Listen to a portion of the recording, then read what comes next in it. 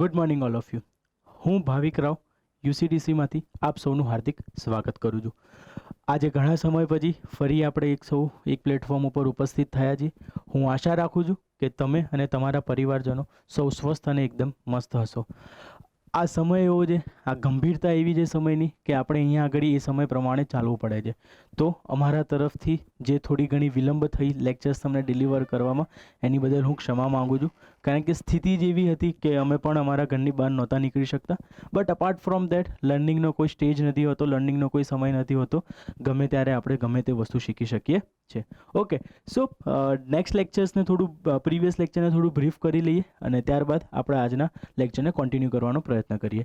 તો પ્રીવિયસ લેક્ચરની અંતર્ગત આપણે નાણાકીય નીતિની સીમાઓથી વસ્તુને શરૂઆત કરેલી હતી કે નાણાકીય નીતિ એટલે કે મોનેટરી પોલિસીઝની કઈ લિમિટેશન્સ છે.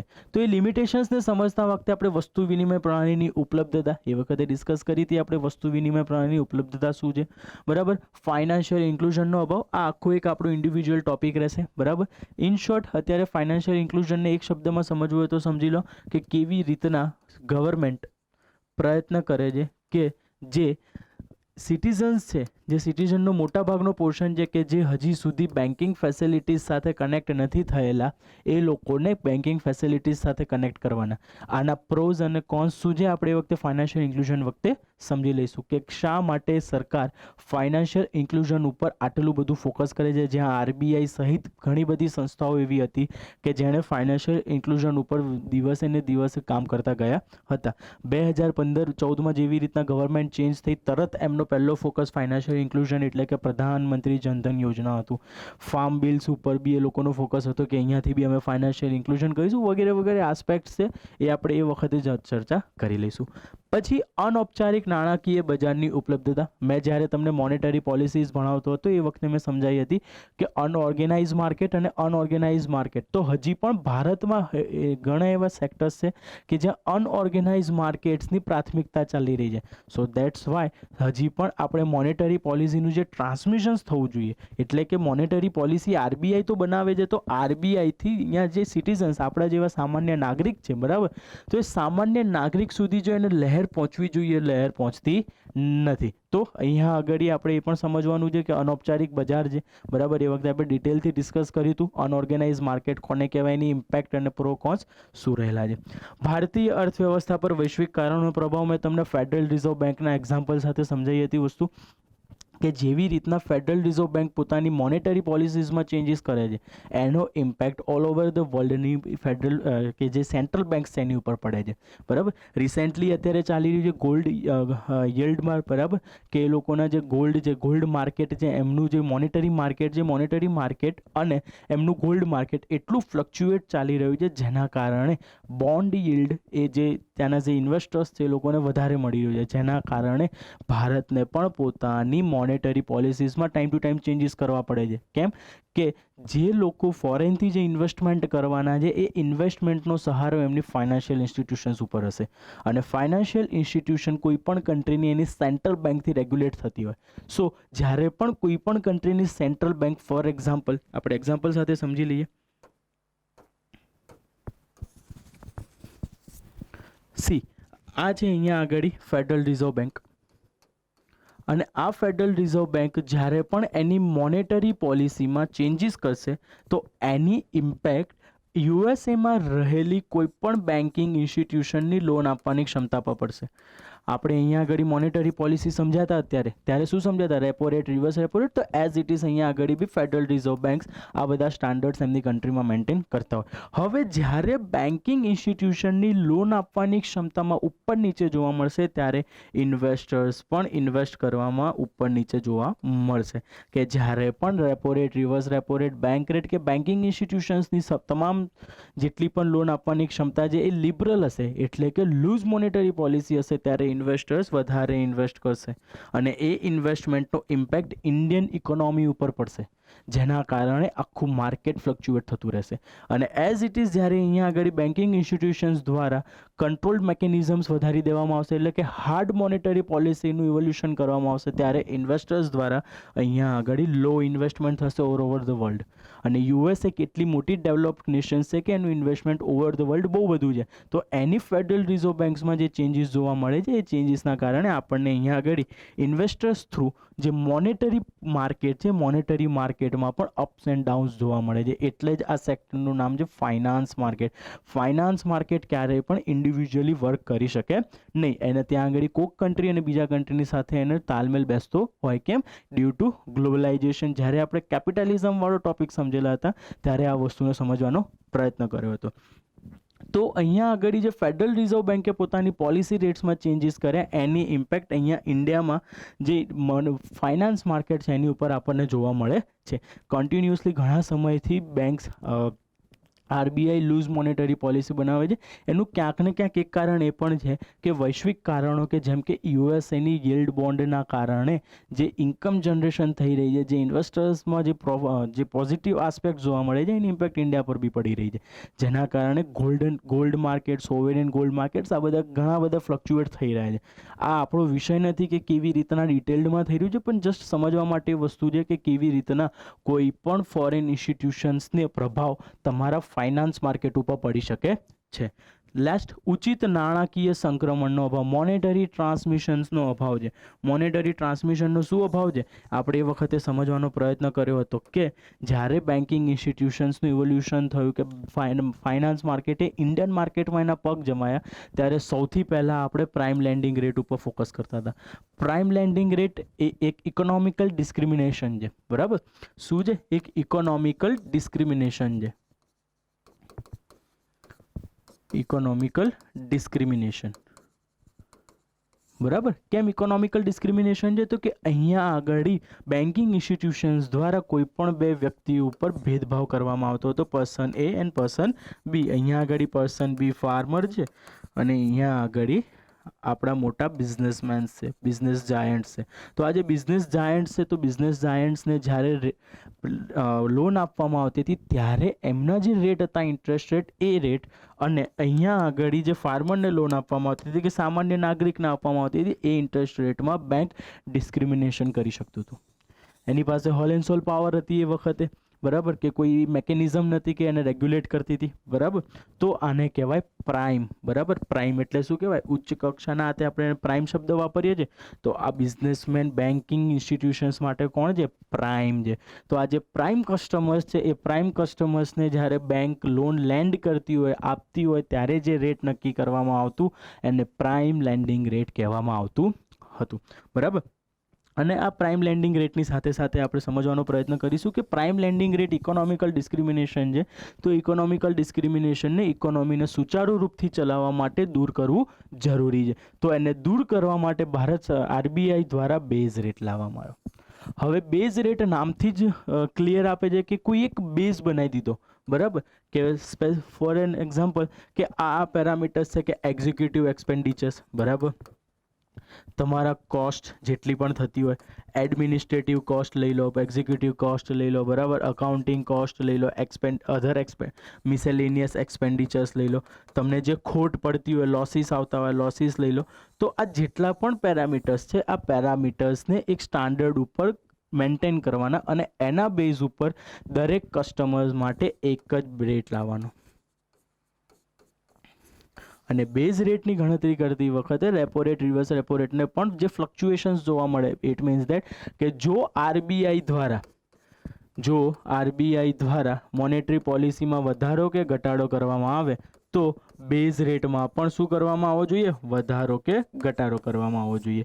પણ અહીંયા આગળ હજી પણ બેન્કિંગ ઇન્સ્ટિટ્યુશન્સ ઉપર આરબીઆઈનો એઝ સચ એટલો કંટ્રોલ નહોતો. તો એ કંટ્રોલ લાવવા માટે ફરી બેઝ રેટને ચેન્જ કરીને એક નવી મેકેનિઝમ ક્રિએટ કરી. એ કઈ મેકેનિઝમ હતી? MCLR. બરાબર? તો અહીંયા MCLRને સમજવા માટે marginal cost of fund landing rate, fund base landing rate. બરાબર?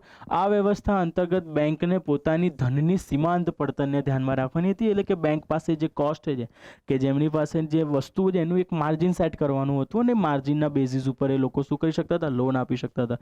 તો એ બેંકનું માર્જિન કેવી રીતના સેટ થશે, તો એક ભંડોળની સીમાંત પડતર રેપો રેટના બેઝિસ ઉપર, બરાબર, કે રેપો રેટમાં જે ફ્લક્ચ્યુએશન્સ આવે છે એના દ્વારા જે એમના માર્જિનમાં વધારો ઘટાડો થાય છે, તો સૌથી પહેલાં એને નોટિસ કરવામાં આવશે, એને અકાઉન્ટિંગ ચોપડા પર લેવામાં આવશે.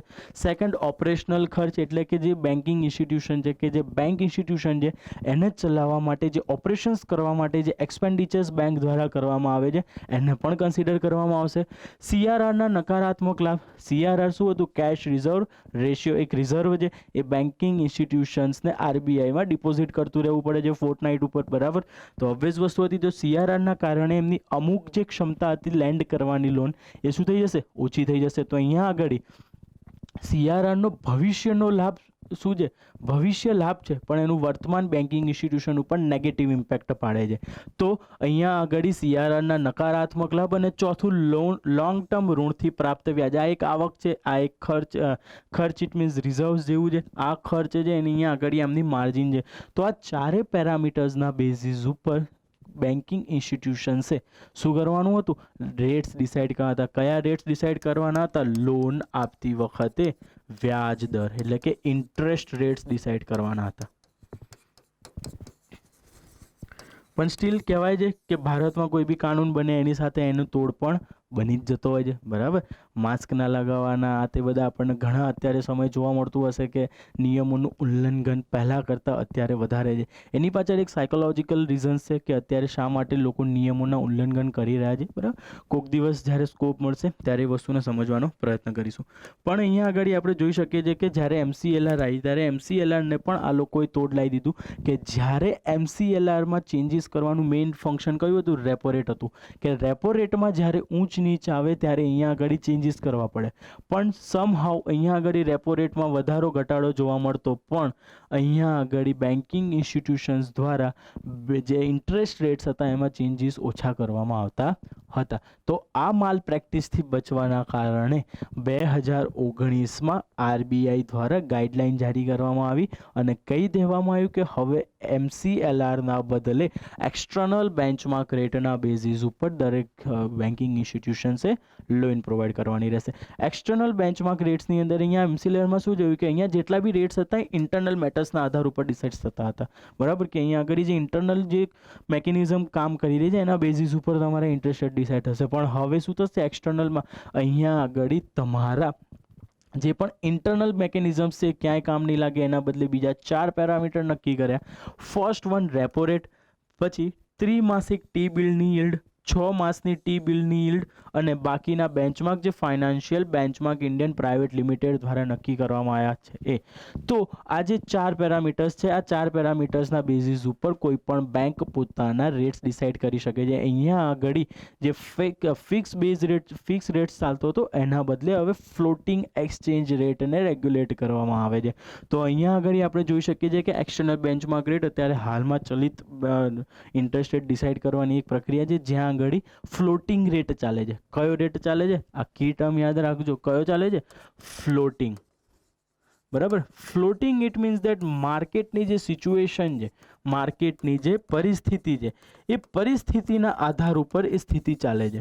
એટલે કે માર્કેટ તમારા જે ઇન્ટરેસ્ટ રેટ્સ હશે એ ચાલતા રહેશે. અહીંયા આગળ જ્યારે માર્કેટમાં જે યીલ્ડ જે રેપો રેટ્સ એમાં વધઘટ થાય તો તમારી ડાયરેક્ટલી અહીંયા આગળ વધઘટ કરવી જ પડે, તમારી પાસે કોઈ ઓપ્શન છે નહીં.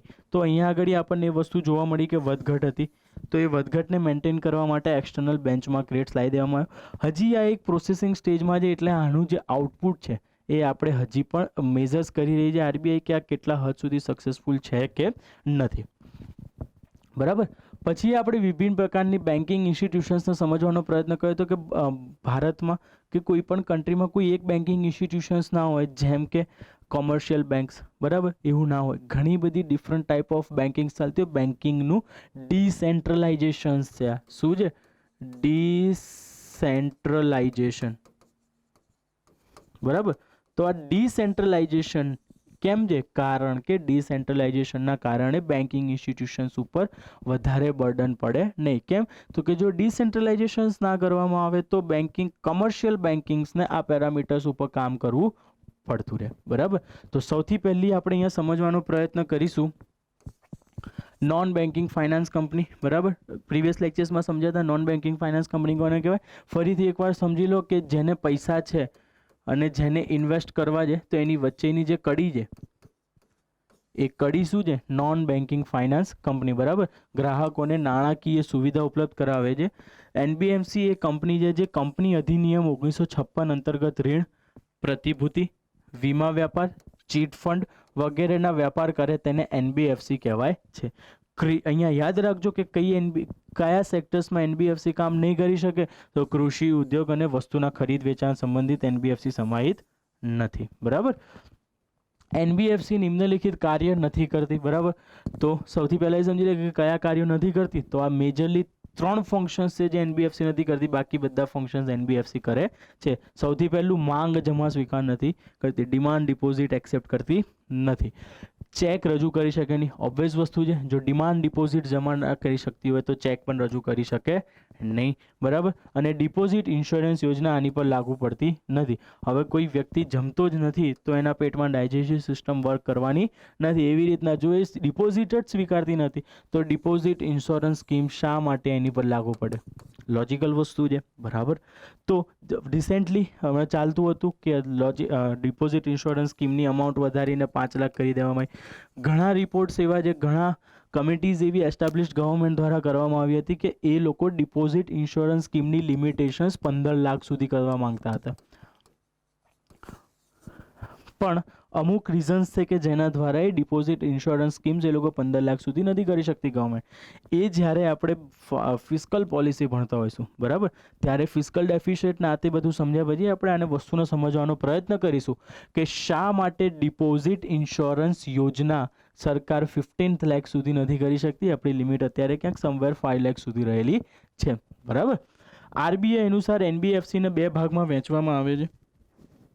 બરાબર. ફર્સ્ટ એનબીએફસી ડિપોઝિટ કે જે ડિપોઝિટ ટાઈમ ડિપોઝિટ્સ એક્સેપ્ટ કરતી હશે ને એનબીએફસી નોન ડિપોઝિટ્સ. બરાબર. અહીંયા આગળ સમજાતા કે ડિફરન્ટ ટાઈપ ઓફ બ્રાન્ચીસ છે એનબીએફસીની. બરાબર. પણ અહીંયા આગળ સમજવાની એ વસ્તુ છે કે છેલ્લી જે asset finance company, investment company અને લોન કંપની છે, આ ત્રણેય ભેગી થઈને અત્યારે NBFC investment and credit company. બરાબર. NBFC ICC. બરાબર. હજુ સુધી આ એરિયામાંથી ક્વેશ્ચન નથી આવેલો આ પોર્શન પર, તો યાદ રાખજો કે એનબીએફસી આઈસીસી કેવી રીતના બની છે? તો કે asset finance company, investment company અને લોન કંપનીને ભેગી કરીને NBFC investment and credit company બનાવવામાં આવેલી છે. બરાબર. Regional rural bank, simple logic છે. રિજનલ રૂરલ બેંક ભારત આઝાદ થયેલો હતો. આઝાદ થયા પછી પોલિટિકલ અને સોશિયલ ચેલેન્જીસ ગવર્મેન્ટની સામે એટલા હતા કે ક્યારે પણ આપણે અર્બન ઇકોનોમી સિવાય રૂરલ ઇકોનોમી ઉપર ફોકસ ના કરી શકે. બરાબર. કે રૂરલ ઇકોનોમીની જે સ્થિતિ હતી એ સ્થિતિ એવી હતી કે જે આઉટ ઓફ કંટ્રોલ હતી, કે જેના કારણે એનું ઇકોનોમીમાં જે એક્ટિવ ઇકોનોમી છે એમાં એનું કોન્ટ્રીબ્યુશન બહુ ઓછું હતું. તો એમનું એક્ટિવ કોન્ટ્રીબ્યુશન લાવવા રૂરલ માર્કેટમાં ઇન્ફ્લેશન મેન્ટેન કરવા માટે. આ ટોપિક સમજાયા પછી ફરી એક વસ્તુ ડિસ્કસ કરીશ ઇન્ફ્લેશનને લઈને. ત્યારે ઇન્ફ્લેશન ભણીશું ત્યારે ક્રિસ્ટલ ક્લિયર થઈ જશે, પણ અત્યારે આવી જાય તો એકવાર આછી ઝલક લઈ લઈશું. બરાબર. તો રિજનલ રૂરલ બેંકની સ્થાપના 1976 આરઆરબી એક્ટથી કરવામાં આવેલી હતી. આની ભલામણ યાદ રાખજો કે કોણે કરી હતી? નરસિમ્હન દ્વારા કરવામાં આવી હતી 1975માં. આ વખતે એસટીઆઈમાં અને એ બધામાં ક્વેશ્ચન્સ પૂછાયેલા હતા કે પર્સનનું નામ અને એની કમિટી કે ઇન્સ્ટિટ્યુશનનું નામ અને કોની કમિટી દ્વારા એ વસ્તુને લાવવામાં આવેલી હતી. તો જેટલી પણ બેન્કિંગ ઇન્સ્ટિટ્યુશન્સ જે કમિટીની રેકમેન્ડેશન્સ ઉપર આવેલી છે તો એને મેં અહીંયા મેન્શન્સ કરતો જ રહીશ, પણ એ વસ્તુને તમે યાદ રાખવાનો પ્રયત્ન પણ કરતા રહેજો. બરાબર. આ બેંકનો મુખ્ય ઉદ્દેશ્ય ના ફક્ત નાણાકીય સમાવેશન છે પરંતુ ગ્રામીણ વિકાસથી પણ સંબંધિત છે. કેમ ગ્રામીણ વિકાસથી? કે જ્યારે ઇન્દિરા ગાંધીની સરકાર હતી ત્યારે એમણે સ્ટડી કરી. બરાબર. આ હું મારી લેંગ્વેજમાં કહું છું, એ વખતે અલગ પેરામીટર્સ હતા. તો જ્યારે એ લોકોએ ઇકોનોમીની સ્ટડી કરી ત્યારે ખબર પડી કે યાર આટલું બધું આપણે ઇન્વેસ્ટમેન્ટ કરીએ છીએ, આટલા બધા ફિસ્કલ ડેફિસિટને આપણે બેર કરી રહ્યા છીએ, સ્ટીલ આપણું રૂરલ ઇકોનોમી ગ્રોથ નથી કરી રહી. ત્યારે જેટલા પણ ડેટાઝ એમની પાસે ભેગા થયા, ડેટાઝના સ્ટડીઝના બેઝ ઉપર એમણે જોયું કે અચ્છા મેઇન ઇશ્યુ એ છે કે રૂરલ એરિયાઝમાં બેન્કિંગ ઇન્સ્ટિટ્યુશન્સની ફેસિલિટી કે એક્સેસિબિલિટીઝ ઓછી છે, જેના કારણે ક્રેડિટ ક્રિએશનમાં પ્રોબ્લેમ આવે છે, જેના કારણે બેંક લોન આપવાની ક્ષમતા ઘટી જાય છે, જેના કારણે લોન જો કસ્ટમર્સને નહીં મળે તો એમની ડિમાન્ડ પણ કેવી થઈ જશે, ઓછી થઈ જશે.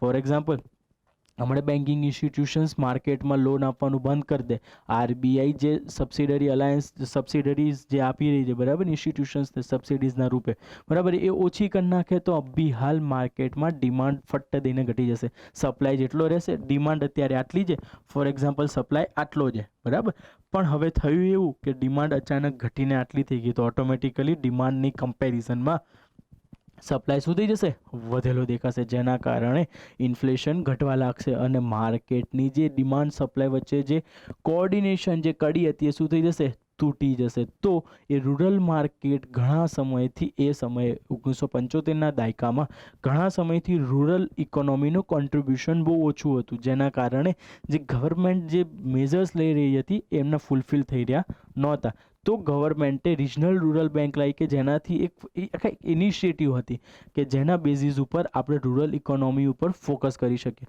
તો આરઆરબીની ઘણીવાર એક્ઝામ્સ બી આવતી હોય છે, ઘણા લોકો એના ફોર્મ ભરીને આરઆરબીમાં જોબ પણ લેતા હોય છે, બરાબર. તો એનો મુખ્ય ઉદ્દેશ્ય રૂરલ એટલે કે રૂરલ ડેવલપમેન્ટ ઉપર હતો. કેમ? કારણ કે આપણને ખબર છે કે ભારત કहाँ बसता है, भारत गांव में बसता है. તો જો ભારત ગામડામાં વસતું હોય તો ગામડાને ઉપર લાવવું એટલું જ જરૂરી છે જેટલું શહેરને છે. આ માટે જ અત્યારે સરકાર એક સ્કીમ ચલાવી રહી છે, બહુ ફેમસ સ્કીમ છે. કઈ છે? યસ, એક્ઝેક્ટલી, સ્માર્ટ વિલેજ, બરાબર.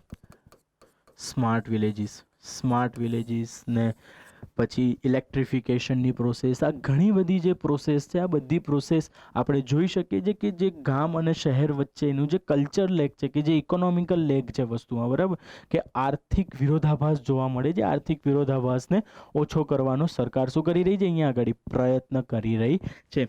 તો રિજનલ રૂરલ ગ્રામીણ વિકાસથી પણ શું છે, અહીંયા આગળ સંબંધિત આપણને વસ્તુ જોવા મળી રહી છે. ઓકે, સો આરઆરબીની સંરચના શું છે? તો આરઆરબીની સંરચના સમજી લઈએ. સૌથી પહેલાં ફર્સ્ટ, કેન્દ્રીય સરકારનું સ્ટેક હોલ્ડિંગ જે કેટલું છે, 50% છે, બરાબર.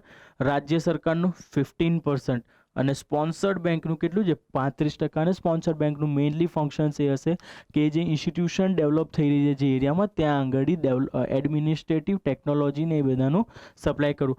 મોટા ભાગે અહીંયા આગળ સ્પોન્સર્ડ બેંક કઈ હશે, પબ્લિક સેક્ટર બેંક હશે. કેમ? કારણ કે પબ્લિક સેક્ટર બેંક્સને ક્યાંક ને ક્યાંક ગવર્મેન્ટનું બેકઅપ છે. જો પ્રાઇવેટ બેંક્સને ત્યાં આગળ અત્યારે આપણે એક્સેસિબિલિટી આપી દઈએ ઇન્ડિયન ઇકોનોમીના સિનારીઓ જોયા પછી, તો સંભાવના છે કે જો પ્રાઇવેટ બેંક કોલેપ્સ થવાના આરે હશે તો એ આપણી રૂરલ ઇકોનોમીને ડાયરેક્ટ ઇમ્પેક્ટ પહોંચાડશે અને જેની આપણને કાસ્કેડિંગ, જેની જે ઇમ્પેક્ટ છે આપણને એ આપણી અર્બન ઇકોનોમી ઉપર જોવા મળી શકે છે.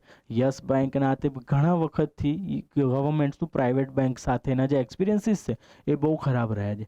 સો દેટ્સ વાય તે લોકો અહીંયા આગળ સ્પોન્સર્ડ બેંક્સમાં પબ્લિક સેક્ટર બેંક્સને જ પ્રાધાન્ય આપી રહ્યા છે.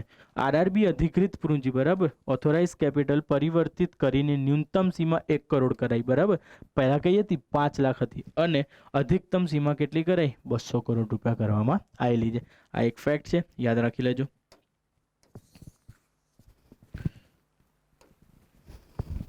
બરાબર. હવે national bank four agriculture rural development, બરાબર, નાબાર્ડ. હવે વસ્તુને સમજવાનો પ્રયત્ન કરીએ કે નાબાર્ડ ઇન્સ્ટિટ્યુશન્સ કેવી રીતના કામ કરતી હતી, શા માટે નાબાર્ડની ભારત જેવા દેશમાં જરૂર છે. તો સૌથી પહેલાં યાદ કરી લેજો કે આની સ્થાપના શિવરામન કમિટીના ભલામણના આધારે 12 જુલાઈ 1982માં કરાઈ હતી. આનો એકમાત્ર ઉદ્દેશ્ય છે કે ગ્રામીણ કૃષિ ક્ષેત્રનો વિકાસ કરવાનો છે, બરાબર. હવે નાબાર્ડની બનાવવા પાછળનું એક મેઇન ફંક્શન હતું, મેં તમને પહેલાં જ સમજાવ્યું કે ડિસેન્ટ્રલાઇઝેશન કરવાનું છે. ગવર્મેન્ટ શું કરે છે?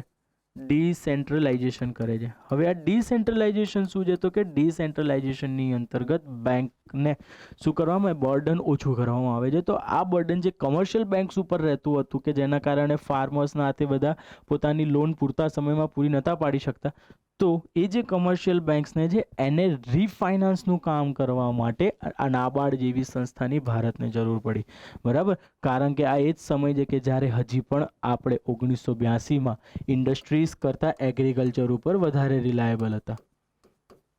આ એ જ સમય છે કે જ્યારે આપણા બે સેક્ટર્સ એના ગ્રોઈંગના સ્ટેજ ઉપર હતા, ડેવલપિંગના સ્ટેજ ઉપર હતા, એક ઇન્ડસ્ટ્રીઝ ને એક સર્વિસ સેક્ટર, બરાબર.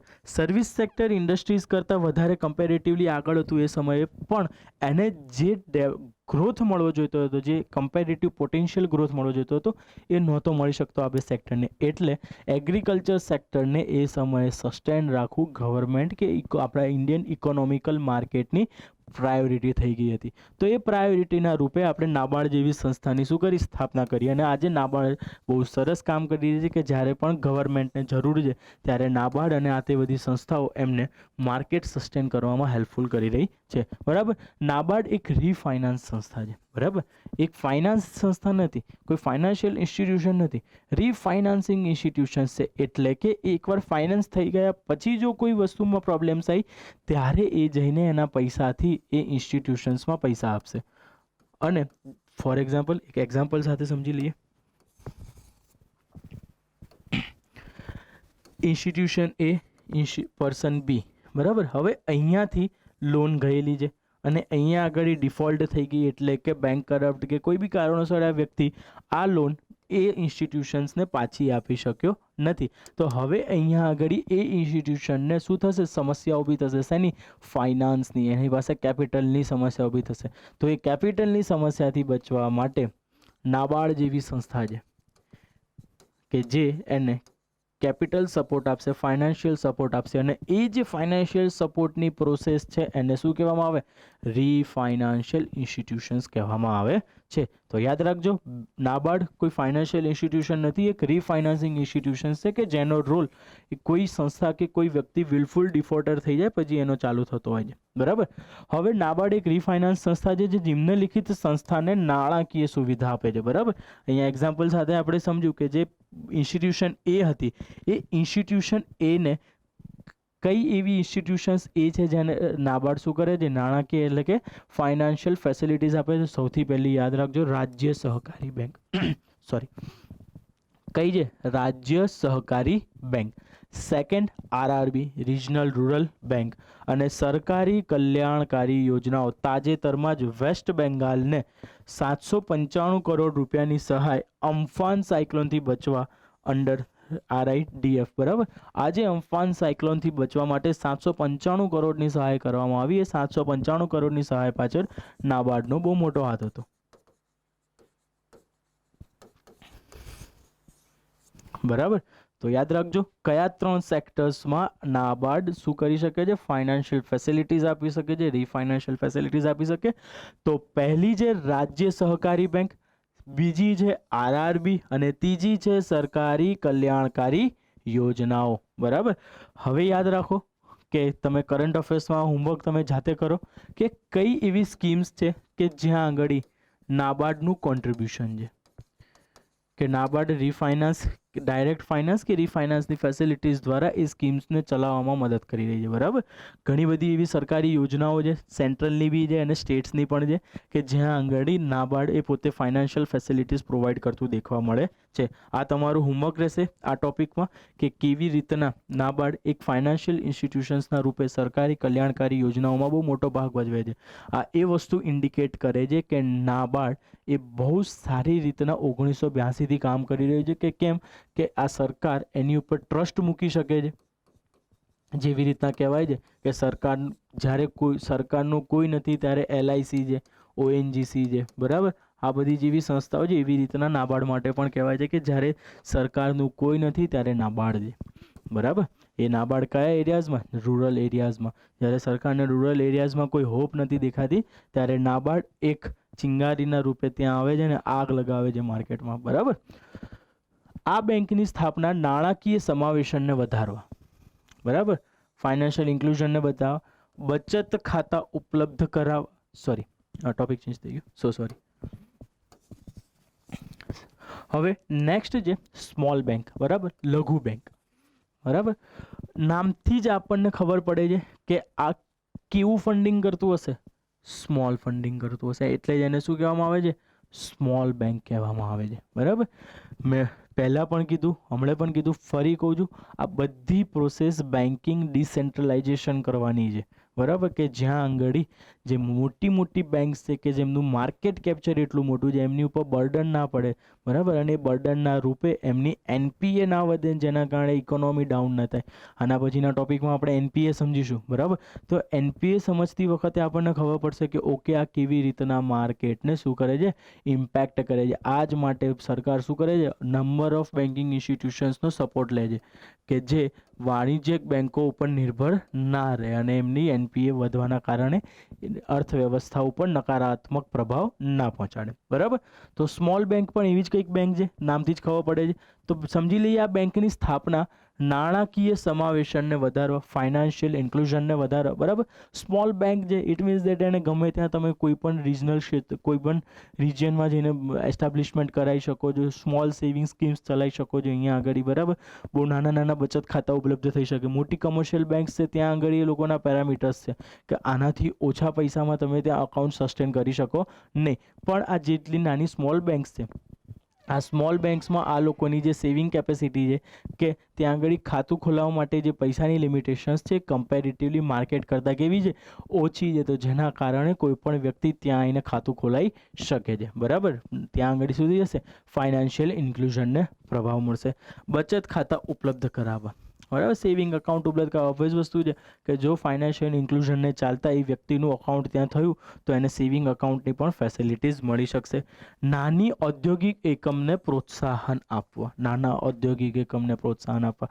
ફોર એન એક્ઝામ્પલ, કોઈ સેલ્ફ હેલ્પ ગ્રુપ છે. બરાબર, કોઈ એવું સેલ્ફ હેલ્પ ગ્રુપ છે કે જેને પૈસાની જરૂર છે, મોટી કમર્શિયલ બેંક એટલી નાની લોન આપવામાં ઇન્ટરેસ્ટ નથી ધરાવતી, ત્યારે સ્મોલ બેંક આવશે. કોઈ સેલ્ફ હેલ્પ ગ્રુપ છે, કોઈ વિમન્સ સેલ્ફ હેલ્પ ગ્રુપ છે ફોર એક્ઝામ્પલ એક વિલેજમાં, અને એ લોકોને પ્રોડક્ટ કરવી છે કાપડની બેગ્સ. તો એના કાપડની બેગ્સને પ્રોડક્શન કરવા માટે એમને શું જોઈએ છે? સર્ટેન અમાઉન્ટ જોઈએ છે. For an example 15,000 rupees, 20,000 rupees. બરાબર, ધારી લો 20K.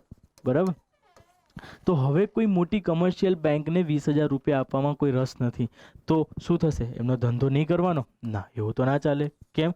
કારણ કે they are also the part of the economy. બરાબર, તો એમને એ ધંધો કરવા માટે અને આ 20K આપવા માટે, એટલે કે 20,000 કોણ આપશે એમને? સ્મોલ બેંક ઇન્સ્ટિટ્યુશન્સ આપશે. આ નાના નાના જે બિઝનેસીસ છે એ વિલેજીસમાં બહુ મોટી ઇમ્પેક્ટ કે બહુ મોટા પાયા ઉપર એમ્પ્લોયમેન્ટ જનરેશનના કામ કરે છે. બરાબર, જ્યારે આપણે ઇન્ફ્લેશનને સમજીશું ત્યારે આપણને ખબર પડશે કે આપણે હજી સુધી પણ બેન્કિંગ ઇન્સ્ટિટ્યુશન્સ એ જે પોઝિટિવ ઇમ્પેક્ટ લાવવી જોઈએ, કે જે ઇન્ફ્લેશન કંટ્રોલ મેઝર્સ અપનાવવા જોઈએ, અપનાવી શકતી. રિસેન્ટલી WPIનો એક ડેટા આવ્યો. બરાબર, વર્લ્ડ હોલસેલ પ્રાઇસ ઇન્ડેક્સ. બરાબર, હોલસેલ પ્રાઇસ ઇન્ડેક્સની કાઉન્ટિંગ થઈ અને હોલસેલ પ્રાઇસ ઇન્ડેક્સની કાઉન્ટિંગ થતા સમાચાર મળ્યા કે ઇન્ફ્લેશન, રૂરલ ઇન્ફ્લેશન 10.59%, ઇન્ફ્લેશન 10.59% આસપાસ પહોંચી ગયું. અને એમાં સૌથી મોટું કોન્ટ્રીબ્યુશન કોનું છે? રૂરલ એરિયાનું છે. તો રૂરલ એરિયાનું કેમ છે? તો કે સરકાર દ્વારા હેલ્થ એક્સપેન્ડિચર્સ કરવામાં આવ્યા. બરાબર, હેલ્થ એક્સપેન્ડિચર કરવામાં આવ્યું. તો એ સરકાર દ્વારા જે હેલ્થ એક્સપેન્ડિચર કરી માર્કેટમાં પૈસા એસ્ટાબ્લિશ કરવા આવ્યા, જેના કારણે શું થયું? માર્કેટમાં મની ફ્લો વધતા ઇન્ફ્લેશન વધી ગયું. અને આ ઇન્ફ્લેશન ક્યારે વધે? કે જ્યારે તમારી બેન્કિંગ ઇન્સ્ટિટ્યુશન્સ અને RBI અહીંયા આગળ ગ્રાઉન્ડ લેવલ સુધી નથી પહોંચી શકતી. તો અહીંયા આગળ ગ્રાઉન્ડ લેવલ સુધી ન પહોંચી શકવાના કારણે આપણી રૂરલ એરિયા કે રૂરલ એરિયાની ઇકોનોમીને બહુ નેગેટિવ ઇમ્પેક્ટ પડી જાય. ત્યારે બરાબર, જે વિલેજીસમાં રહેતા હશે અત્યારે એ ફેસ કરી પણ રહ્યા છે ઇન્ફ્લેશનની નેગેટિવ ઇમ્પેક્ટ્સ એમની ડેઇલી લાઇવલીહુડ્સ ઉપર. તો અહીંયા આગળ આ બધી ઇમ્પેક્ટથી બચવા માટે ફાઇનાન્શિયલ ઇન્ક્લુઝન જરૂરી છે. અને ફાઇનાન્શિયલ ઇન્ક્લુઝન થશે તો જ આવી બધી જે ઇમ્પેક્ટ છે, કે જે ડિઝાસ્ટરિયસ સિચ્યુએશન્સ છે કોવિડ જેવી, એ કોવિડ જેવી ડિઝાસ્ટરિયસ સિચ્યુએશન્સને આપણે ઇઝીલી હેન્ડલ કરી શકીશું. બરાબર, નેક્સ્ટ પોઈન્ટ, જમા સ્વીકાર કરવી તથા ઋણ આપે છે. ઓબ્વિયસ વસ્તુ છે, નામમાં બેંક છે. બરાબર, તો અને જેનો પર્પસ છે ડેવલપમેન્ટનો, તો એ ડેવલપમેન્ટ પર્પસના કારણે શું કરતું હશે? ડિપોઝિટ એક્સેપ્ટ પણ કરતી હશે અને શું આપતી હશે? ઋણ પણ, એટલે કે લોન પણ આપતી હશે. પણ આની ડિપોઝિટ એક્સેપ્ટ કરવી અને લોન આપવાની ક્ષમતા કમ્પેરેટિવલી ઓછી હોય. બરાબર. 100 કરોડ પેડઅપ કેપિટલની જરૂર છે, બરાબર, ધંધો ચાલુ કરવા માટે અહીંયા. અને વાણિજ્યક બેંકના બધા નિયમો લાગુ પડશે. યાદ રાખજો કે જે કોમર્શિયલ બેંક્સને જેટલા પણ rules and regulation under banking regulation act 1949 ની અંતર્ગત લાગુ પડે છે, એ બધા આની ઉપર પણ લાગુ પડતા રહેશે. બરાબર. નેક્સ્ટ, પેમેન્ટ બેંક, ભુગતાન બેંક. બરાબર.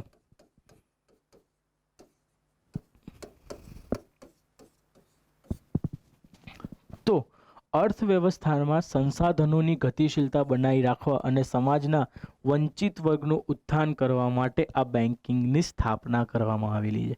બરાબર. ફર્સ્ટ લેક્ચર રિકોલ કરો કે જ્યારે મેં તમને કીધું હવે સબ્જેક્ટમાં ઇન્ટ્રોડ્યુસ થઈશું ત્યારે સૌથી પહેલાં આપણે સમજાતા અર્થવ્યવસ્થાની મુખ્ય બે સમસ્યાઓ. એક સંસાધનોનો અભાવ છે અને એક શું છે? સંસાધનોનો અભાવ અને સંસાધનોની તાર્કિક વહેંચણીનો અભાવ. તો આ બે એવી મુખ્ય સમસ્યાઓ છે કે જે તમારી ઇકોનોમીને રેગ્યુલેટ કરતી હોય છે. તો અહીંયા આગળ સૌથી મોટી સમસ્યા પેમેન્ટ બેંક ચાલુ કરવા પાછળની શું હતી? ગતિશીલતા બનાવી રાખવા, એટલે કે એની તાર્કિક વહેંચણી કરવા માટે પેમેન્ટ બેંક કાર્યરત છે. બરાબર. તો હવે સમજીએ કે પેમેન્ટ બેંકના કાર્યો કેવી રીતના શું કરે છે. બરાબર. આ બેંકની કાર્યસીમા સીમિત છે. માંગ જમા સ્વીકારી શકે. બરાબર. ડિમાન્ડ ડિપોઝિટ શું કરી શકે? એક્સેપ્ટ કરી શકે. કેટલા સુધીનું? 1 લાખ સુધીનું શિલ્લક રાખી શકે પ્રતિ વ્યક્તિ. બરાબર. તમારી જેટલી પણ પેમેન્ટ બેંક્સ છે, બરાબર, એ પેમેન્ટ બેંકમાં તમે 1 લાખ રૂપિયા સુધીનું શિલ્લક એટલે કે ભંડોળ રાખી શકો છો. ઋણ આપવાનું કાર્ય નથી કરતી. બરાબર. અહીંયા આગળ સૌથી મોટી આ પેમેન્ટ બેંકનું મેઇન ફંક્શન્સ છે પેમેન્ટ કરવાનું. અહીંયાથી પૈસા અહીંયા લેવા અને વચ્ચે એનું માર્જિન લેવાનું. બરાબર. સિમ્પલ ફંડા છે માર્કેટનો કે અહીંયાથી ડિમાન્ડ અને સપ્લાય વચ્ચે એક કડીરૂપ કાર્ય કરે છે પેમેન્ટ બેંક પણ, કે અહીંયા આગળ એ ઋણ નહીં આપી શકે ખાલી. કેમ કે અહીંયા એને શિલ્લક રાખવાની કેપેસિટી શું છે? બહુ લિમિટેડ છે. બરાબર. વિશેષ સ્થિતિમાં ભુગતાન બેંકને વીમા ઉત્પાદન, મ્યુચ્યુઅલ ફંડ વગેરે જોખીમ રહિત ઉત્પાદનનું વિતરણ કરવાનો અધિકાર મળી શકે છે. બરાબર. કન્ડિશનલ છે, એવું નથી કે મળશે જ. સિચ્યુએશન પર નિર્ભર કરે છે કે કેવી સ્થિતિ છે બજારની. બજારની સ્થિતિ કોવિડ જેવી છે. બરાબર. કે જ્યારે નંબર્સ ઓફ ઇન્સ્યોરન્સ પબ્લિક લેવા પાછળ ભાગતી હોય છે. તો આ સ્થિતિમાં જો આપણી જેટલી ઇન્સ્યોરન્સ કંપનીઝ છે, ઇન્સ્યોરન્સ કંપની જો બહુ સારી રીતના વર્ક પરફોર્મન્સ ના કરી શકે અને જે વર્કલોડ છે એને સસ્ટેન ના કરી શકે, તો સરકાર પાસે ઓથોરિટી છે કે તે પેમેન્ટ બેંકને શું કરી શકે છે? મ્યુચ્યુઅલ વીમા ઉત્પાદક કે ઇન્સ્યોરન્સ આપવા માટે એક એક્સેસિબિલિટી પ્રોવાઈડ કરાવી શકે છે. બરાબર. કેટલું પેડઅપ કેપિટલ જોઈએ? કે 100 કરોડનું ન્યૂનતમ પેડઅપ કેપિટલ હોવી જોઈએ. બરાબર. CRR 75% ચોખ્ખી જવાબદારીનું G-SEC માં રાખવું ફરજિયાત છે. બરાબર. CRR મેન્ટેન કરવાનું નથી હોતું, મેન્ટેન કરવાનું હોય છે આ લોકોને પણ. બરાબર. કારણ કે પેમેન્ટ બેંક જે પૈસા ડિપોઝિટ સ્વીકાર કરે છે, આ કારણોસર આને પણ CRR મેન્ટેન કરવું જરૂરી છે. પણ અહીંયા આગળ એક બીજો ક્રાઇટેરિયા છે કે 75% ચોખ્ખી જવાબદારીનું G-SEC માં રાખવું ફરજિયાત છે. બરાબર. ફોર એન એક્ઝામ્પલ, આ કોઈ પેમેન્ટ બેંક છે, પેમેન્ટ બેંક પાસે 1 કરોડ રૂપિયા આવ્યા. બરાબર. તો હવે જ્યારે એની પાસે 1 કરોડ રૂપિયા આવ્યા તો એ 1 કરોડ એની શું છે? જવાબદારી છે. બરાબર. ડિપોઝિટ્સ એની શું છે? લાયબિલિટીઝ છે. લોન જ્યારે એની શું છે? એસેટ્સ છે. તો અહીંયા આગળ કોના 75% એને ગવર્મેન્ટ સિક્યોરિટીઝમાં રાખવાના છે? તો કે એની ચોખ્ખી જવાબદારીના. બરાબર. એટલે કે એની પાસે જે ડિપોઝિટ્સ એને જે લોન આપે એ બે વચ્ચે જે ડિફરન્સ ક્રિએટ થાય છે, ડિફરન્સ એની શું છે? એની નેટ લાયબિલિટીઝ છે. તો એ નેટ લાયબિલિટીઝના એને 75% કમ્પલસરી ગવર્મેન્ટ સિક્યોરિટીઝમાં ઇન્વેસ્ટ કરવા, જેના કારણે ગવર્મેન્ટને શું થશે? ઇન્કમના રિસોર્સિસ ઊભા થશે અને ગવર્મેન્ટ G-SEC દ્વારા પૈસા શું કરશે? માર્કેટમાંથી ઉપાડશે. જ્યારે આપણે પબ્લિક ડેટ સમજતા હોઈશું, બરાબર, ફિસ્કલ પોલિસી વખતે, ત્યારે આપણે પબ્લિક ડેટમાં આપણે G-SEC અને T-બિલના રૂલ્સને પણ સમજીશું કે કેવી રીતના એ લોકો માર્કેટમાં પોતાનો રોલ ભજવતી રહેતી હોય છે. બરાબર. હવે આ બેઝિક ફ્રેમવર્ક હતું આનું પેમેન્ટ બેંકનું. હવે એનું જોઈ લઈએ ઉદ્દેશ્યો, એના પર્પઝ શું છે, કેમ આની એસ્ટાબ્લિશમેન્ટ કરવામાં આવી છે. તો કે નાણાકીય સમાવેશનનો વિસ્તાર. હોલ એન્ડ સોલ કોઈ પણ બેંક હશે કે apart from including commercial bank, તો એનો એક મેઇન પર્પઝ તો અત્યારે સરકારનું એ જ છે કે અહીંયા આગળ ફાઇનાન્શિયલ ઇન્ક્લુઝનને શું આપવાનું છે, પ્રોત્સાહન આપવાનું છે. સેકન્ડ, લઘુ બચત ખાતા. ઓબ્વિયસ વસ્તુ છે, ₹1,00,000 સુધીની કેપેસિટી છે, તો આ લોકોની જે મિનિમમ કેપેસિટી હશે કે આટલું તમારે ભંડોળ રાખવું પડે, એ પણ કેવું હશે, એકદમ ઓછું હશે. એટલે કે કોઈ પણ સામાન્યમાં સામાન્ય નાગરિક અહીંયા આગળ પોતાનું બચત ખાતું એટલે કે સેવિંગ અકાઉન્ટ ક્રિએટ કરી શકે કે ઓપન કરી શકે છે. પ્રવાસી શ્રમિકો, નિમ્ન આવક અર્જિત કરવાવાળા પરિવારો વગેરેને ધન હસ્તાંતરણની સુવિધા આપે છે. બરાબર.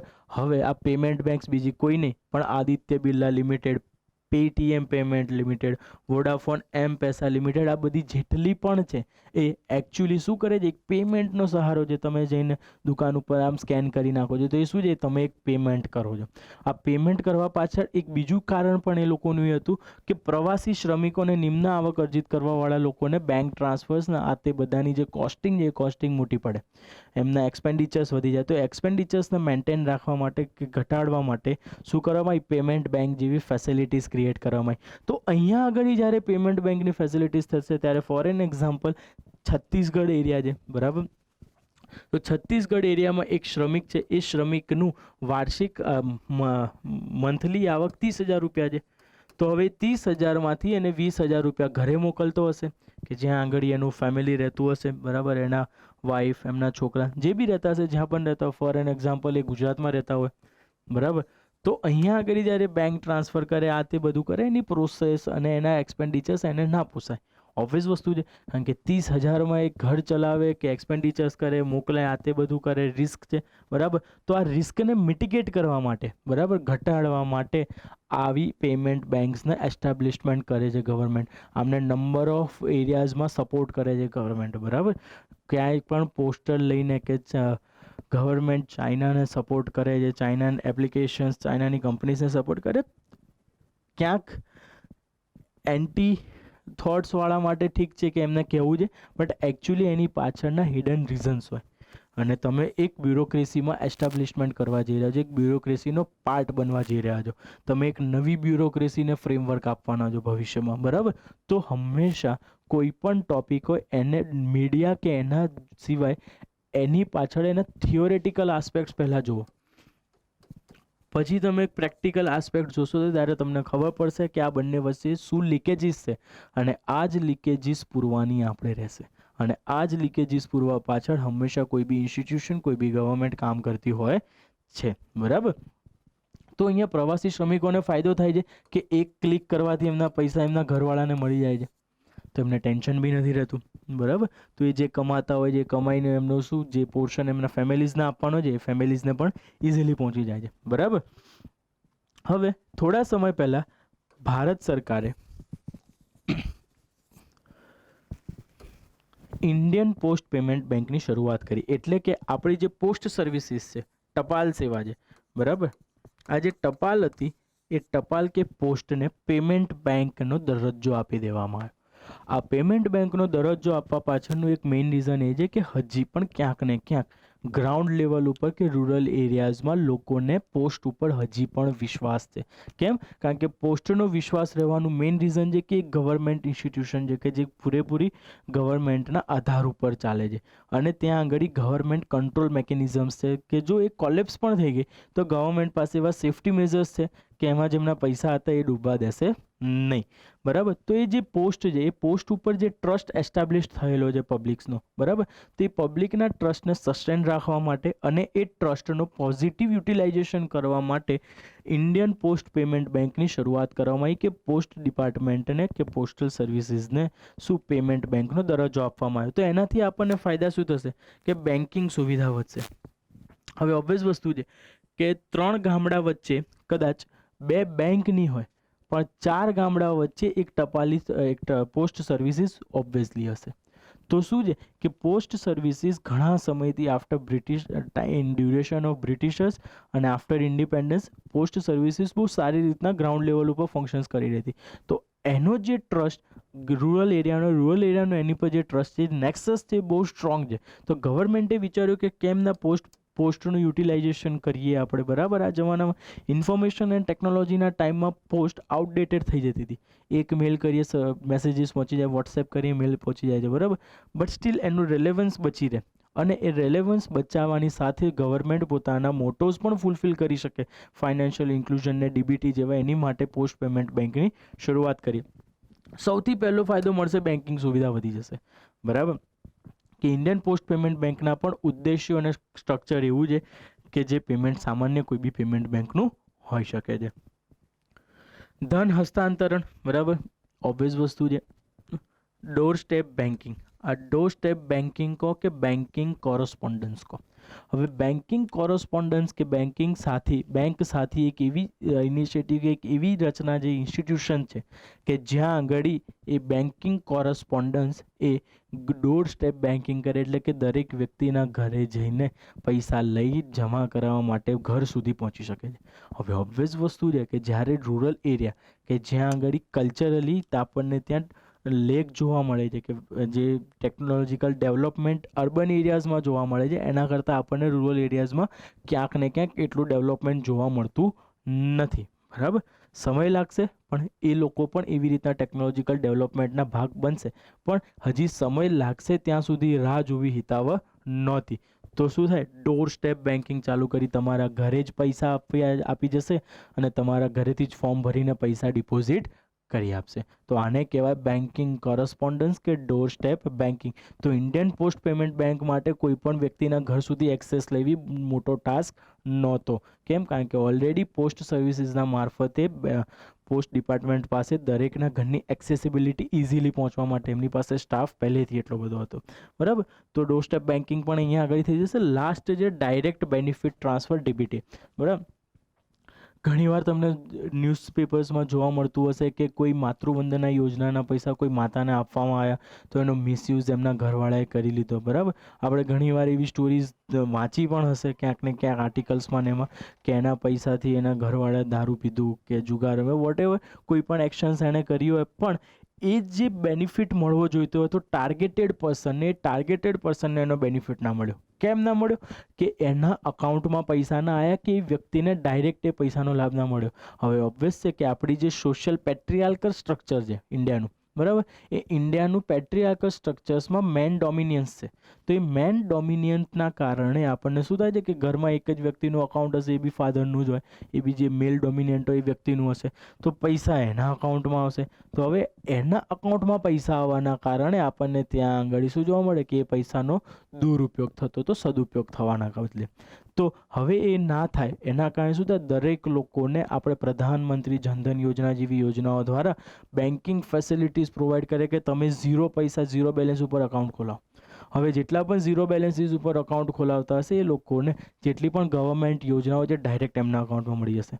હવે જો જે વ્યક્તિનું અકાઉન્ટ છે એની સાઇન વગર કે એની પરમિશન વગર ત્યાંથી પૈસા વિથડ્રોવલ થઈ શકશે નહીં. તો હવે એ પૈસા વિથડ્રોવલ કરવા માટે એ પર્સન જશે અને એ પર્સન દ્વારા એ જે નાણાં છે એનો સદુપયોગ કરી શકશે.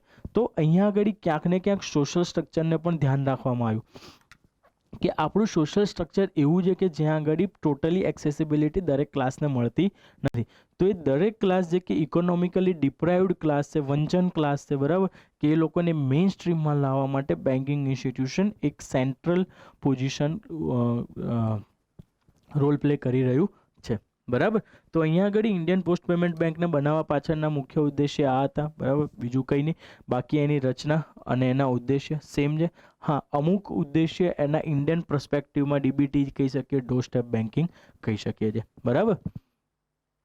બજાર સ્થિરીકરણ યોજના 2004માં આની શરૂઆત કરવામાં આવી હતી, બરાબર. માર્કેટ સ્ટેબલાઇઝેશન સ્કીમ, જ્યારે બજારમાં પૂંજી પ્રવાહ વધારે હોય ત્યારે ટી-બિલ અને જી-સેકનું વેચાણ કરીને બજારમાંથી અતિરિક્ત ધનરાશિને એબ્ઝોર્બ કરવામાં આવે તથા આ રાશિ આરબીઆઈ દ્વારા અલગ ખાતામાં મૂકવામાં આવે છે, બરાબર. માર્કેટ સ્ટેબલાઇઝેશન સ્કીમ એ મોનેટરી પોલિસીથી થોડીક અલગ જગ્યા છે કે જ્યાં આગળ આરબીઆઈ પાસે અમુક પેરામીટર્સ છે કામ કરવા માટેના. આ પેરામીટર્સ એવા છે કે જેના દ્વારા આરબીઆઈ માર્કેટમાં ટી-બિલ અને ગવર્મેન્ટ સિક્યોરિટીઝનો ફ્લો વધારી દેશે, બરાબર, વેચાણ કરશે એનું. હવે ઓબ્વિયસ વસ્તુ છે કે અહીંયા આગળ 100 ટી-બિલ છે કે 100 ગવર્મેન્ટ સિક્યોરિટીઝ છે 5 રૂપિયાના ભાવના. તો જ્યારે માર્કેટમાં એને વેચવામાં આવશે ત્યારે એની અમાઉન્ટ કેટલી થઈ જશે? 500 રૂપિયા થઈ જશે. તો હવે જ્યારે આ 500 રૂપિયા ક્યાં છે? બજારમાં છે. બજારમાં એટલે કે આપણા બધાની પાસે છે. તો હવે જ્યારે આ આરબીઆઈ દ્વારા આ વસ્તુ માર્કેટમાં લોન્ચ કરવામાં આવશે ત્યારે આરબીઆઈ દ્વારા માર્કેટમાંથી 500 રૂપિયાની લિક્વિડિટી ઘટાડવામાં આવી. હવે લિક્વિડિટી ઘટશે એટલે શું થશે કે માર્કેટ સ્ટેબલ થવાનું ચાલુ થશે. આ આરબીઆઈને આ સ્ટેપ ત્યારે લેવું પડે કે જ્યારે બજાર આઉટ ઓફ કંટ્રોલ હોય, કે જ્યારે બજારમાં જે લિક્વિડિટી કે તરલતા છે એ તરલતા આરબીઆઈની નાણાકીય નીતિથી પણ સ્થિર થઈ રહી નથી. તો જ્યારે નાણાકીય નીતિથી પણ સ્થિર ન થાય ત્યારે માર્કેટ સ્ટેબલાઇઝેશન સ્કીમ એ શું કરશે? માર્કેટમાંથી ઇન્સ્ટન્ટલી શું કરશે? લિક્વિડિટી એબ્ઝોર્બ કરવાનું ચાલુ કરશે. કેમ? કારણ કે અહીંયા જીસેક અને ટી બિલ્સ ઉપર ઇન્ટરેસ્ટ રેટ એટલે કે વ્યાજ દર પણ મળે છે.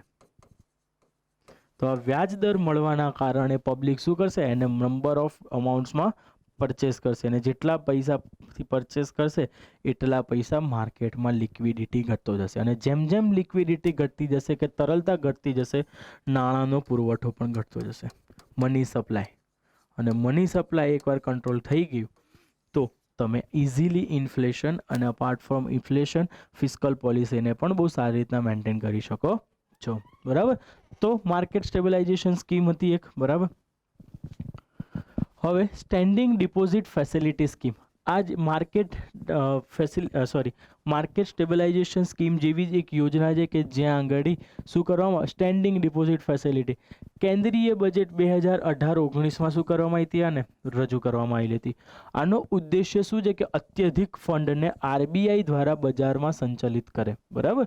કે ઓબ્વિયસ વસ્તુ છે કે જ્યારે માર્કેટ સ્ટેબલાઇઝેશન સ્કીમ દ્વારા પણ જ્યારે લિક્વિડિટી કંટ્રોલ નહીં થાય એ લોકોથી, ત્યારે સ્ટેન્ડિંગ ડિપોઝિટ ફેસિલિટી સ્કીમ એટલે કે SDFS, બરાબર, ઘણીવાર શોર્ટ ફોર્મ બી પૂછી લેતા હોય કે આનું પૂર્ણ નામ બતાવો તો યાદ રાખવાનું, આનું શોર્ટ ફોર્મ પણ. બરાબર. તો આના દ્વારા શું કરશે? આરબીઆઈ પાસે એ એક્સેસિબિલિટી વધશે કે એના પાવર્સમાં વધારો થઈ જશે, અને એ પાવરમાં વધારો થવાના કારણે શું કરી નાખશે? બજારમાં જે અત્યધિક ભંડોળ છે, બરાબર, અત્યધિક ભંડોળને શું કરી નાખશે? માર્કેટમાંથી પાછું ખેંચી લેશે અને માર્કેટને એની નોર્મલ સિચ્યુએશન્સ પર લાઈને ઊભું કરી નાખશે. બરાબર. આ સંસ્થા બનાવવા પાછળ કારણ વિમુદ્રીકરણ હતું. બરાબર. જ્યારે ડિમોનેટાઇઝેશન થયું ત્યારે લોકોએ પૈસા શું કર્યા? બેંકમાંથી ઉપાડવાના ચાલુ કર્યા. બેન્કિંગ ઇન્સ્ટિટ્યુશન્સ ઉપર પબ્લિકનો ટ્રસ્ટ કેવો થતો ગયો? ઓછો થતો ગયો. કેમ? તો કે ભાઈ આજે ફરી તમે નોટ ડિમોનેટાઇઝેશન કરી, હવે કાલે ફરી સવારે ઉઠીને એમ કહી દો 2000ની નોટ નથી, 500ની નોટ નથી, નવી નોટ લાવીશું, ત્યારે શું કરવાનું? કેમ? કારણ કે ઇન્ડિયામાં જેટલો મિડલ ક્લાસ છે એ મિડલ ક્લાસનો અમુક હજી પણ જે વર્ગ છે એ જે હેન્ડ ટુ માઉથની લાઈફ ઉપર જીવે છે, કે જેમની લાઈફ એ રોજ કમાઈ અને રોજ ખાવા ઉપર નિર્ભર કરે છે. અને જો રોજ કમાઈને રોજ ખાવાવાળા વ્યક્તિઓ લાઈનમાં ઊભા રહેશે તો ઘર કેમ ના ચલાવશે? તો આ બધી જે સ્થિતિ ઊભી થઈ હતી ડિમોનેટાઇઝેશન વખતે, એ વખતે આરબીઆઈએ કીધું કે અમને એક એવી ફેસિલિટી કે એક એક્સેસિબિલિટી માર્કેટ પાવર આપો કે જેના દ્વારા જે અનકન્ડિશનલ કે અનકન્ટ્રોલેબલ સિચ્યુએશન્સ ઊભી થાય તો એ સિચ્યુએશન્સમાં અમે અમારો પાર્ટ ભજવી શકીએ. ઘણી વખત ન્યૂઝપેપરમાં જોયું છે કે આરબીઆઈએ કોરોના ટાઈમમાં પણ સ્ટેન્ડિંગ ડિપોઝિટ ફેસિલિટી સ્કીમનો ક્યાંક ને ક્યાંક ઉપયોગ કરવા માટે વિચાર કરી રહી હતી, પણ સમહાઉ માર્કેટ હજી પણ કંટ્રોલેબલ હતું. ક્યાંક COVID-19માં શેમાં? કે લિક્વિડિટીમાં. છેલ્લા એપ્રિલ 2020થી લઈને કે જ્યારે કોવિડની સિચ્યુએશન થોડી નોર્મલ થઈ, માર્કેટ રિલીઝીસ થયા, ત્યારથી લઈને અત્યારે સુધી, ગયા મહિના સુધી, માર્ચ સુધી માર્કેટમાં લિક્વિડિટી ડબલ થઈ જોવા મળી. કેમ? કારણ કે આ કોવિડની સિચ્યુએશન એવી હતી કે ક્યારે પણ લોકડાઉન આપવી પડે એવી સંભાવના છે. અત્યારે રિલીઝ કરી નાખી સેકન્ડ વેવમાં, પણ કોણ જાણે છે કે થર્ડ વેવની ક્યારે શરૂઆત થશે? કે જો સરકાર કંટ્રોલ ના કરી શકે તો આપણી પાસે એક જ ઓપ્શન રહે છે. કયું રહે છે? લોકડાઉન.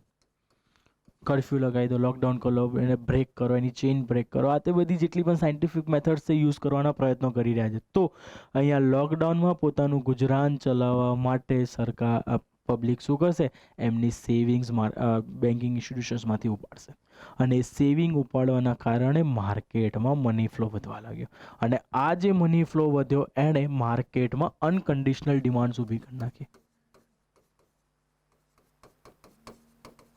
અનકન્ડિશનલ ડિમાન્ડ ઊભી કરી નાખી.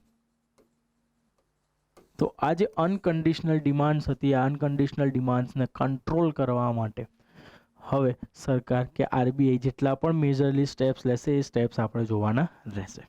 બરાબર. નેશનલ હાઉસિંગ બેંક, બરાબર, આ હજી પણ એક બેંક છે. બરાબર, નામથી જ ખબર પડે છે કે આનું મેઇન ફંક્શન શું હશે, કે હાઉસિંગનું ફંક્શન હશે. શેની માટે, એટલે કે હાઉસિંગ માટે આ બેંક શું કરતી હશે, લોન આપતી હશે, કે લોનનું પેમેન્ટ કરતી હશે. બરાબર. 7મી પંચવર્ષીય યોજનાના સર્વે પછી આવાસ ક્ષેત્રના પડકારને પાર કરવા એક રાષ્ટ્રીય બેંકની જરૂર પડી. બરાબર.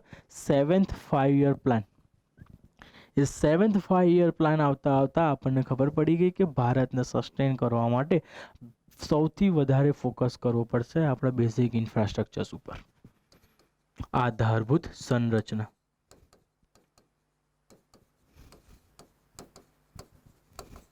તો આ આધારભૂત સંરચનાને પૂરી પાડવા માટે એક એવી ઇન્સ્ટિટ્યુશન્સની જરૂર પડી કે જે સ્પેસિફિક એક સેક્ટર ઉપર જ ફોકસ કરીને ત્યાં આગળ કામ કરી શકે.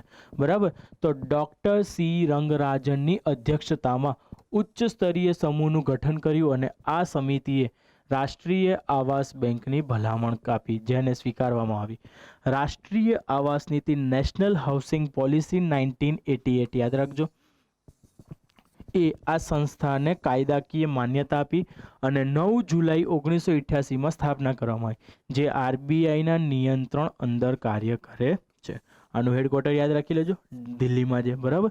આ એનો મતલબ શું થયો, કે આરબીઆઈના કંટ્રોલ હેઠળ કાર્ય કરી રહી છે, એટલે કે આઈડિયા એક one type of shadow banking છે. બરાબર. હમણાં આગળ ભણાવીશ શેડો બેન્કિંગ કોને કહેવાય. વન ટાઈપ ઓફ કેવી છે, શેડો બેન્કિંગ ઇન્સ્ટિટ્યુશન્સ છે, કે જેની પાસે બેંકના ફીચર્સ તો છે પણ પૂરેપૂરી બેંક ઇન્સ્ટિટ્યુશન નથી રહેલી. બરાબર.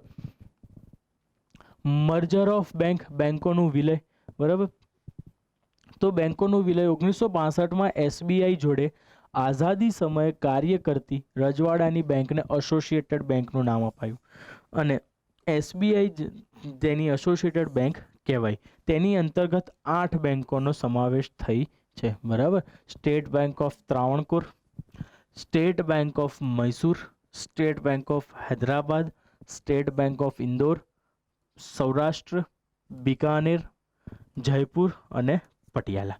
1 એપ્રિલ 2017ના SBI merge this all bank into it and become the largest bank among the top 50 world. બરાબર. વર્લ્ડની ટોપ 50 બેંક્સમાંથી એક લાર્જેસ્ટ બેંક તરીકે એસબીઆઈએ 2017માં પોતાનું સ્થાન મેળવી લીધું. બરાબર. રિસેન્ટલી હમણાં આપણે જોઈ શકીએ છીએ કે ઘણી બેન્કિંગના મર્જર્સ આપણને જોવા મળ્યા, તો એ જોઈ લઈએ.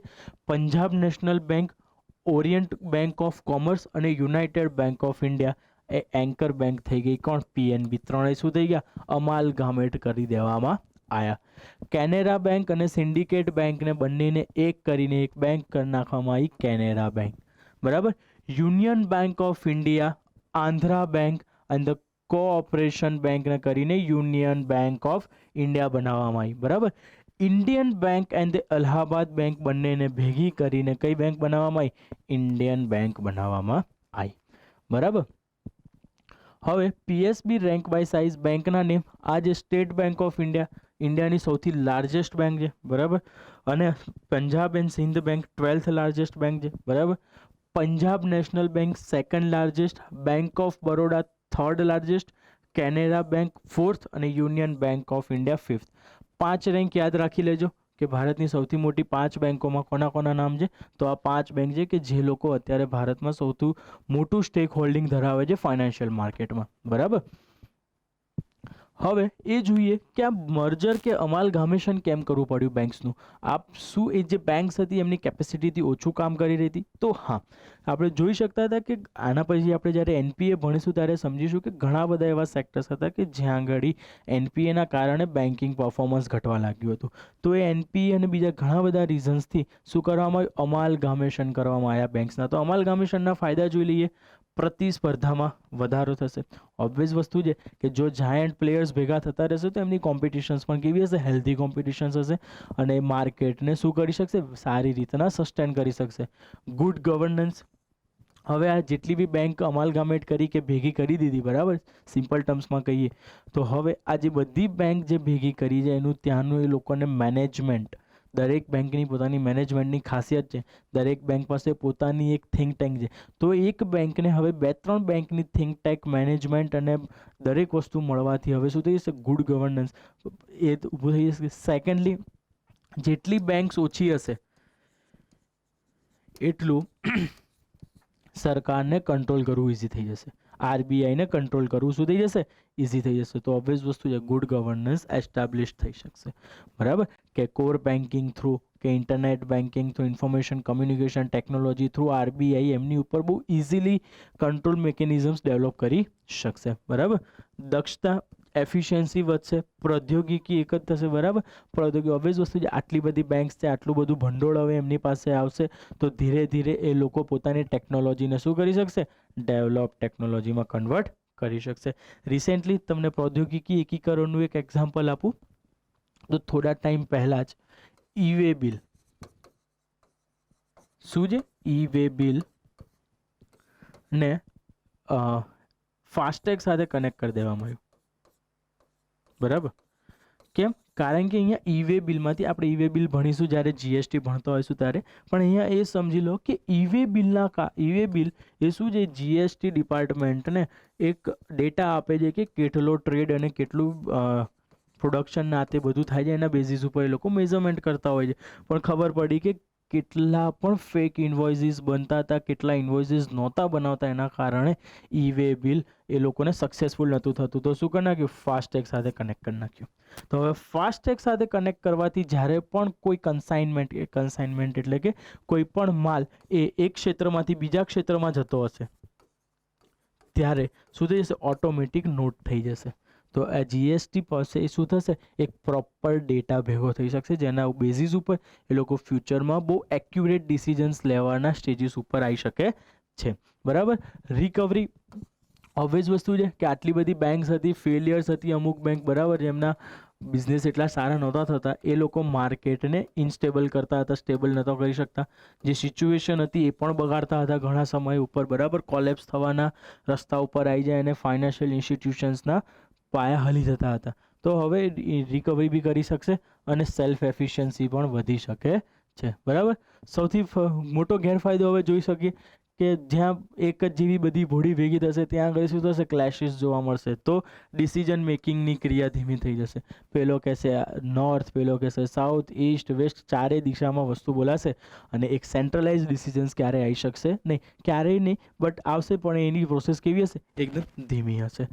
ભૌગોલિક સ્થિતિ, પંજાબ નેશનલ બેંકનું ફોર એન એક્ઝામ્પલ સૌથી મોટું માર્કેટ હતું આસામ, ત્રિપુરા અને આ બધી 7 સિસ્ટર્સ હતી.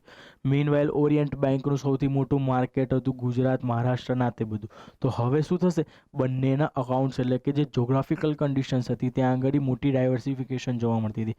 હવે એક જ ઇન્સ્ટિટ્યુશને આ બંને જોગ્રાફિકલ ઇન્સ્ટિટ્યુશન્સને મેન્ટેન કરવાની છે. તો અહીંયા આગળ મોટી જે કંટ્રોલ મેકેનિઝમ્સ હતું એ કંટ્રોલ મેકેનિઝમ્સ ઇનિશિયલ સ્ટેજીસ ઉપર આપણને એટલું સારી રીતના જોવા મળશે નહીં. હા, ટાઈમ ટુ ટાઈમ એ બેન્કિંગ ઇન્સ્ટિટ્યુશન્સને પોતાને ફીલ થશે, આ બધી વસ્તુ થશે અને જાતે ડેવલપ કરશે. પણ ઇનિશિયલ સ્ટેજ ઉપર આપણને એનો લોસ બેર કરવો પડી શકે છે. બરાબર, નબળી બેંક, બરાબર, જે લૂઝ બેંક્સ હતી, જે એટલી માર્કેટ સ્ટ્રોંગ હોલ્ડિંગ્સ નથી, એની પણ લાયબિલિટીઝ બેંકને લેવી પડી. હવે એ લાયબિલિટીઝ પોતાની માથે લીધી તો એના કારણે શું થશે? કે એના કારણે એનપીએ વધવાની સંભાવના થઈ જશે. બરાબર, આર્થિક વૃદ્ધિ દરમાં કમી. અમુક ઇકોનોમિકલ થિંકર્સ એવું કહે છે, અમુક ઇકોનોમિસ્ટ એવું કહે છે કે આના કારણે ક્રેડિટ ક્રિએશનની પ્રોસેસ ધીરે થઈ જશે. હવે એમના લોજિક છે અહીંયા આગળ કે ક્રેડિટ ક્રિએશનની પ્રોસેસ કેમની ધીરે થઈ જશે, તો એ સમજી લઈએ કે ક્રેડિટ ક્રિએશનની પ્રોસેસ માટે ફાસ્ટ કેપિટલ જોઈએ એક તો, બરાબર, અને નંબર ઓફ અકાઉન્ટ જોઈએ, અને અહીંયા સામે લોનના રીપેમેન્ટ પણ એટલા સારી રીતના થવા જોઈએ, બરાબર. પણ જ્યારે આ નબળી બેંક કે જેમનું માર્કેટમાં એટલું સ્ટ્રોંગ હોલ્ડિંગ નથી, બરાબર, એ ક્યારે પણ મર્જર વખતે કેપિટલ અને અકાઉન્ટ્સ લઈને નહીં આવે. એ હંમેશા એક જ વસ્તુ લઈને ત્યાં આગળ આવશે, લાયબિલિટી.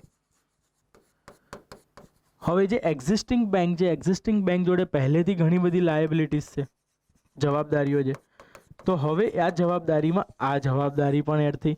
તો આ જવાબદારીને સસ્ટેન કરવા માટે અહીંયા આગળ બેંક આ જે લોન કેપિટલ ફોર્મેશન એટલે કે ક્રેડિટ ક્રિએશન ઉપર ફોકસ કરી શકશે નહીં. અને જો ક્રેડિટ ક્રિએશન ઉપર ફોકસ ના થયું તો મેં તમને જ્યારે ફાઇનાન્સ માર્કેટમાં સમજાવ્યું, સ્ટાર્ટિંગમાં સમજાવ્યું હતું કે કેવી રીતના આની અસર પ્રોડક્શન પર પડશે, પ્રોડક્શનની અસર એના ઇન્વેસ્ટમેન્ટ ઉપર પડશે, ઇન્વેસ્ટમેન્ટની અસર અનએમ્પ્લોયમેન્ટ, પોવર્ટી, અને આ બધી વસ્તુ થઈને છેલ્લે ઇકોનોમિક ગ્રોથ રેટ ઘટાડી દેશે. તો આ એક બ્રાન્ચ ઓફ ઇકોનોમિક્સ છે કે જે આ વિચારી રહ્યું છે કે મર્જર ઓફ બેંક્સથી આ બધી પ્રોબ્લેમ્સ આવી શકે છે, કે જે સૌથી મોટી ક્રેડિટ ક્રિએશન સંભાવિત સમસ્યા દેખાઈ રહી છે, સૌથી મોટી ક્રેડિટ ક્રિએશનની દેખાઈ રહી છે, બરાબર. ઇકોનોમિક્સમાં ઇમિડિયેટ ઇમ્પેક્ટ અમુક જ વસ્તુને આપણે તરત જોઈ શકીએ. આ એક લોંગ પ્રોસેસ છે, બરાબર, કે થોડા વર્ષો પછી આપણને ખબર પડશે કે આ મર્જર ઓફ બેંક્સ બરાબર હતું કે નહીં, કે અમાલગામેટ જેટલી બી કરી બેંક્સને બરાબર છે કે નથી, બરાબર. અત્યારે કેવું કે ક્રેડિટ ક્રિએશન રોકાઈ ગયું, એ કદાચ જો કોરોના ના હોત તો આપણે સંભવિત આંકડા બતાવીને કહી બી શકત કે હા ભાઈ ક્રેડિટ ક્રિએશન રોકાઈ ગયું છે અહીંયા બેંક્સનું મર્જરથી. પણ કોરોનાની સ્થિતિએ દરેક વસ્તુમાં પલટી નાખ્યું, તો હજી પણ સ્ટડી થવાની રાહ જોઈ રહ્યા છે. આની ઇમ્પેક્ટ ગ્રાઉન્ડ લેવલ ઉપર કેવી પડશે, શું આના પોઝિટિવ ફ્યુચર આસ્પેક્ટ છે, શું નહીં, એ બધું હજુ સ્ટડી થતું રહેશે.